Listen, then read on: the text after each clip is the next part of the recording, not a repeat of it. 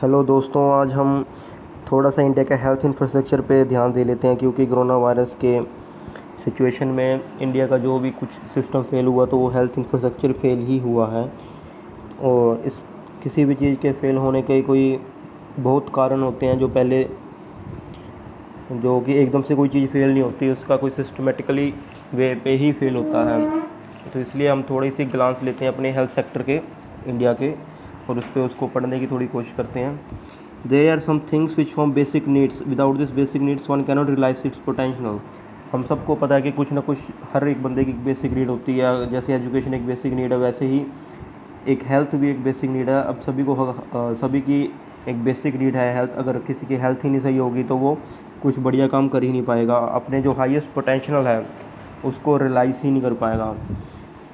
और basic need सभी को मिले, इसलिए ही लोग अब गवर्नमेंट को इलेक्ट करते हैं, ताकि जो गवर्नमेंट जिसको इलेक्ट करते हैं बाद में वो हर बंदे को उसकी बेसिक नीड दे। जैसे कि एजुकेशन दे, बेसिक हेल्थ सेक्टर होगा, एक अच्छी हवा होनी चाहिए वहाँ पे जो बंदा ब्रीथ कर पाएगा, right to live a decent life, right to breathe in a clean air, this all from basic need, just like right to get a proper health care is also a basic need। और क्या government है इस basic need को full देने में कामयाब हुई है कि नहीं? Let's check. Being second most populated country in world, हम सभी को पता है कि India second most populated country है वर्ल्ड में। पहले में चाइना आ रही है। तो इंडिया का जो रैंक है, India stood at 102 rank on global hunger index which is worrisome. India remains house to largest number of undernourished और malnourished children, though number of mortality and undernutrition among children and female is decreasing, but it is only marginal. India has to do lot if it want to achieve it sustainable development goal related to health indicators by 2030।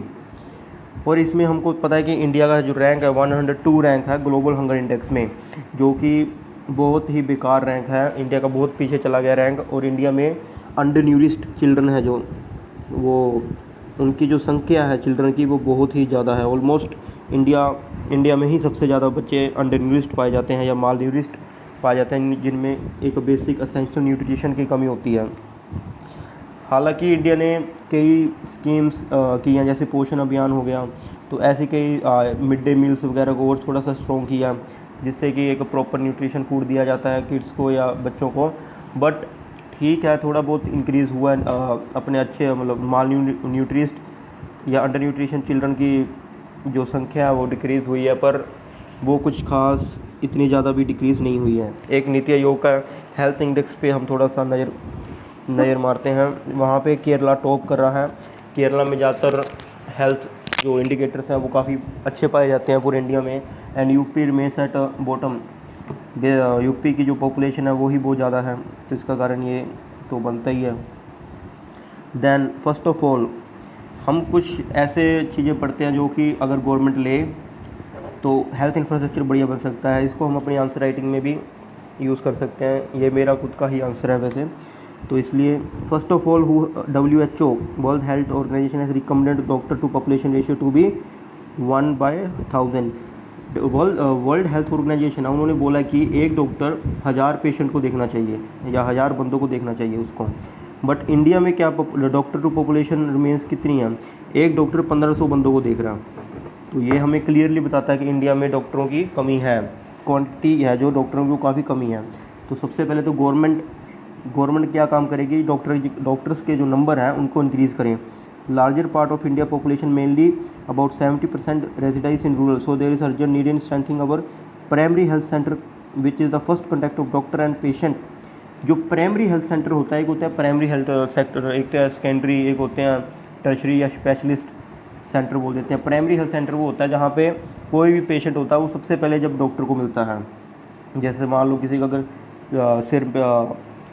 सिर पे कोई पीड़ हो रही है तो वो पहले अपने आसपास वाले डॉक्टर के पास जाएगा, वो डायरेक्टली किसी स्पेशलिस्ट न्यूरोलॉजिस्ट या अपने कोई दिमाग के डॉक्टर के पास तो जाएगा नहीं। इसलिए जो प्राइमरी हेल्थ सेंटर है उसका मजबूत होना बहुत ही ज़रूरी है। इंडिया में प्राइमरी हेल्थ सेंटर है उनकी संख्या बढ़ा देनी चाहिए। और बेसिकली ये जो प्राइमरी हेल्थ सेंटर है इनको जो रूरल एरिया जहाँ पे इंडिया की आधी से ज़्यादा संख्या जो रूरल इंडिया में ही रह रही है, वहाँ के प्राइमरी हेल्थ सेंटर और खोलने चाहिए, प्लस उनको स्ट्रेंथन करना चाहिए। तो सेकंड पॉइंट ये लिख सकते हैं हम या बता सकते हैं, government under public distribution system distribute only rice and wheat, government can diversified and distribute more protein rich food items. और तीसरा पॉइंट हम ये बोल सकते हैं कि जो पीडीएस है, जहाँ पे गवर्नमेंट जो गरीब लोग होते हैं या बीपीएल लोग होते हैं उनको खाना जो डिस्ट्रीब्यूट करती है, वहाँ पे सिर्फ मेजरली दो चीज़ें डिस्ट्रीब्यूट करती है, वीट एंड राइस।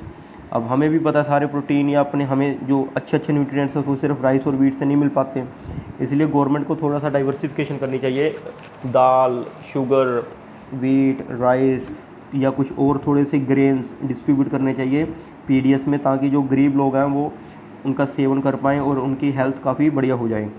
तो ये इसके साथ इसका लेटर इफेक्ट ये होगा कि उनकी हेल्थ बढ़िया बन जाएगी। तो फोर्थ पॉइंट हम ये भी बता सकते हैं उनको, same in mid day meal which is given in government school, proper nutrition food can be given to children which in turn increase the efficiency of their work. अब थर्ड हम बोल सकते हैं मिड डे मील, उसमें भी कुछ ऐसा ही है, एक तरह का फूड आइटम देते हैं ज़्यादातर, दाल एंड चावल एंड ये, वहाँ पे भी कुछ प्रॉपर फूड मिलना चाहिए जो कि न्यूट्रिशन रिच हो, जैसे मिल्क देना चाहिए, जिससे कि जो वहाँ के गरीब बच्चे पढ़ने आते हैं गवर्नमेंट स्कूल में, एक तो देखिए ये होगा अगर बच्चों को वहाँ अच्छा खाना मिलेगा तो बच्चे गवर्नमेंट स्कूल में जाना और पसंद करेंगे। तो एक तो उनकी अटेंडेंस भी इंक्रीज़ हो सकती है, एंड दूसरा क्या है, उनकी न्यूट्रिशन तो उन्हें मिलेगा ही मिलेगा, तो उनकी हेल्थ भी बढ़िया हो जाएगी और ये सारा चीज़ें से उनकी जो वर्क एफिशिएंसी है वो काफ़ी हद तक बढ़िया हो जाएगी। और ये अब एक बता रहे हैं कि इन यूएसए, अब अगर इंडिया को कंपेयर करा जाए यूएसए के साथ, in USA one doctor spend 20 minutes on one patient. अब देखिए यूएसए में जो एक डॉक्टर होता है वो नॉर्मली 20 मिनट लगाता है एक पेशेंट पे, वाइल इन इंडिया दे रफली स्पेंड फ्यू मिनट्स। और हमें जैसे पता है इंडिया में अगर किसी डॉक्टर के पास जाते हो तो आपको ज़्यादा से ज़्यादा वो 2-3 मिनट दे पाता है। तो अब इसमें डॉक्टर की भी कोई गलती नहीं है, उसके पास उसको और भी पेशेंट वो देखने होते हैं, तो गवर्नमेंट को ज़्यादा से ज़्यादा डॉक्टर, थोड़ी सी क्वांटिटी है डॉक्टर की वो इंक्रीज़ करनी पड़ेगी। और ये जैसे कि बजट में गवर्नमेंट ने बोला था, क्या कहते हैं वो, हर डिस्ट्रिक्ट हॉस्पिटल के साथ एक डिस्ट्रिक्ट मेडिकल कॉलेज खोलने की सोच रहे हैं, जिससे कि डॉक्टर की संख्या काफ़ी बढ़ जाएगी। Swachh Bharat Abhiyan which build around 10 million toilet hygienic surrounding is must.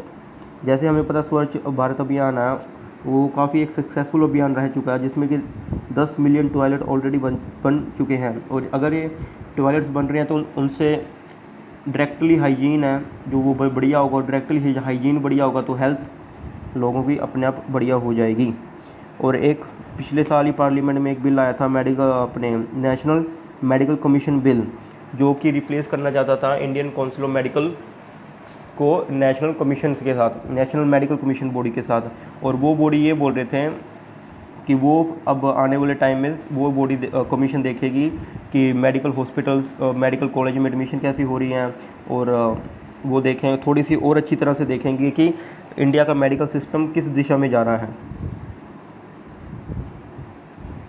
और बिल में एक बहुत अच्छा प्रोविज़न था जो बोल रहा था, bill says of giving 2 or 3 year course to unlicensed doctor and later given them licence so they can practise in rural area.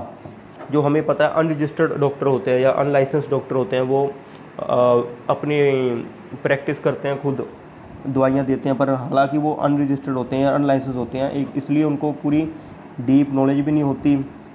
और एंड बाद में ये क्या किसी को दवाई देते हैं तो कुछ गलत भी हो सकता है इसके साथ, इसलिए गवर्नमेंट कह रही है कि उन अनरजिस्टर्ड अनलाइसेंस डॉक्टरों को वो 2 या 3 साल का कोई कोर्स देंगे, जिससे कि उनको एक बढ़िया सी एडुकेट नॉलेज मिल जाएगी और उसके बाद वो अपना प्रोफेशन को कैरी कर सकते हैं। इससे क्या होगा, इससे डायरेक्टली ही क्वालिटी इंक्रीज़ हो रही है डॉक्टर की। और दूसरा ये है कि जो क्वालिटी इंक्रीज़ हो रही है प्लस डॉक्टर्स की संख्या और बढ़ रही है। तो ये कुछ स्टेप्स हैं जो इंडिया गवर्नमेंट, या आप अपनी आंसर राइटिंग में लिख सकते हैं। Thank you.